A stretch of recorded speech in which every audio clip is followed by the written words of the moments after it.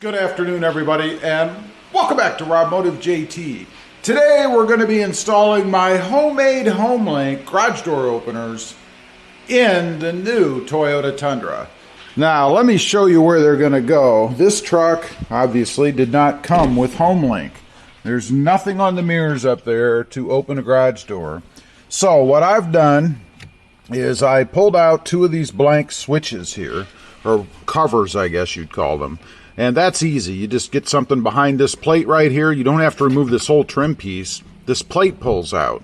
So you just grab it and pull, and then you can disengage those from the back. They're just held together by little pressure arms, if you will. So I've got those out. That's where my two switches are going to go. Now, what I've done is soldered wires to the contact points.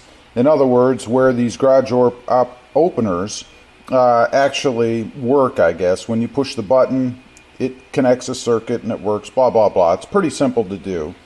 I've got older videos on that if you want to see how that part is done. Soldered some wires on, and then I'm going to run those wires to a momentary switch, and that's important. Momentary means it works for a moment. You push it, you let go, it stops working. Obviously, you don't want a flip switch, although that would work, but you'd have to remember to turn it off, or you would have power draining from your batteries in your openers all the time. So, these are the blanks that I pulled out. What I'm going to do is drill a hole in each one of them, hopefully in the center, that's the plan, and then mount these momentary switches in the middle. Connect a wire from the momentary switch down through the blank to the garage door opener, put them in back behind where I showed you these were removed. I'll show you that as well. And voila, I have my own homemade HomeLink. So first thing to do is to drill some holes through these. Okay, little tip for you to find the center of these things. It's always the little things that matter, right?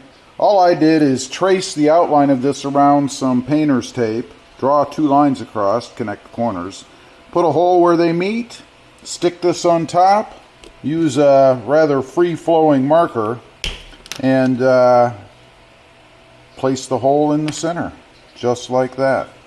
It's probably not exactly perfect, but it's close enough for what I'm doing. Next up, going to put these in the vise and drill through. Now, there is some plastic in the center. I don't know how well that comes through on camera, hopefully well. When I drill through, it will obliterate that. I may have to cut these center pieces off, not the edges, just the centers, and not the sides that have the little pressure holders, just so I can get something in there to hold the screw for these things, or rather the nut, when I tighten them down. We'll see. I imagine probably so. It'd be nice if I get lucky enough that there's just enough space in there that it will actually hold the nut while I screw it in. So let's go ahead and do some drilling. Gonna start with a smaller bit, obviously, and then work my way up to the diameter that I need for this. There is going to be some cleanup inside of this, I'm sure, anyway, so we're going to take it very slowly. But let's go ahead and start up. You can get replacements for these in case you screw it up. Hopefully that doesn't happen. Pretty easy. There's the first hole. And then I'm going to, like I said, extend it. So you get the idea. Alright, we've got the holes drilled through. You may notice they're a bit bigger than where I started. It would not work using the smaller momentary switches, so I had to go to the bigger ones, and I made the holes so I could just screw these in. I mean, there's no pressure on these or anything, so they're going to be just screwed in like so. I'm going with blue only because I have two blue ones. Now I have to solder the wire from the button back, I guess. So I've got it bent around the terminals there. You can see I'm going to go ahead and solder the wires on, and then I'll feed them through the little blanks that I have here, and then I'll be able to just stick these into the truck and go ahead and connect the backs up to the garage door openers. It's pretty simple, really. And all I'm going to do that, I'm just going to use a couple of wire twists.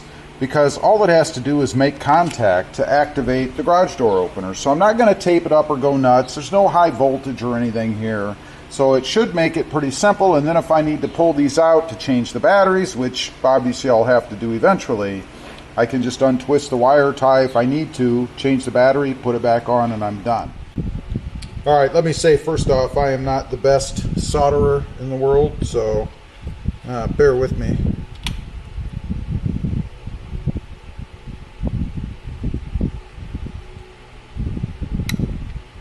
Doesn't take much for this, fortunately. So we've got them soldered on. I'll let it cool for a minute, and then I'll do the other one.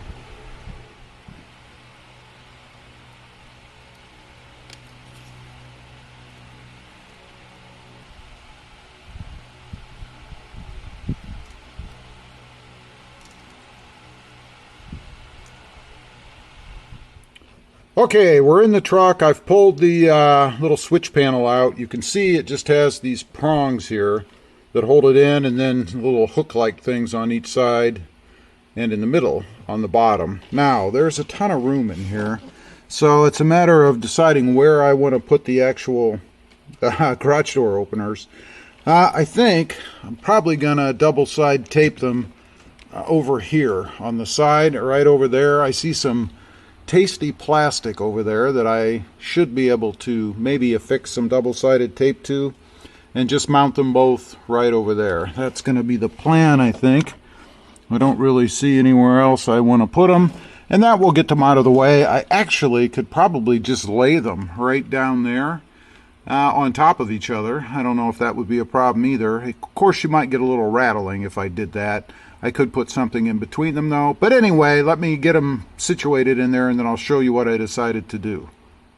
Okay, I've got everything wired and mounted in on the left over there. You should be able to see the two garage door openers. They're mounted with Velcro and seems to be pretty darn solid. The wiring is kind of just free-flowing in there, so it's not contacting anything. I shouldn't get any rattling or anything like that out of the wire. It is a solid wire, so it shouldn't really move at all as far as sagging or anything like that. Now, the next test, of course, is to test it. I can get the lights to come on both, so I know they're connected and working. Now it's a matter of testing it on the garage doors. Okay, it's the moment of truth. I'm out in the driveway. We're going to hit one of the buttons. It's the one on the left, I believe, for the garage door. So let's go ahead and hit that and see if anything happens. And there you go. So, part one looks good. The other one is for a gate. We're going to drive up there and see if it works. Stay tuned. Oh, and there's what it looks like on the truck. And yes, I know they're not exactly evenly spaced up and down. I suppose I could flip the other one around the other way, or this one that way. I think it would make them closer. I'll probably do that in the future because it'll drive me nuts. Alright, we're here at the gate. You can see it on the right. I'm going to push the button. We're going to see if anything happens. There you go. Check it out. Hopefully there's no one on the other side that hit the button, but it seems to be working just fine. That is awesome. Nope, there was nobody on the other side hitting the button, so it was all me. That is too cool.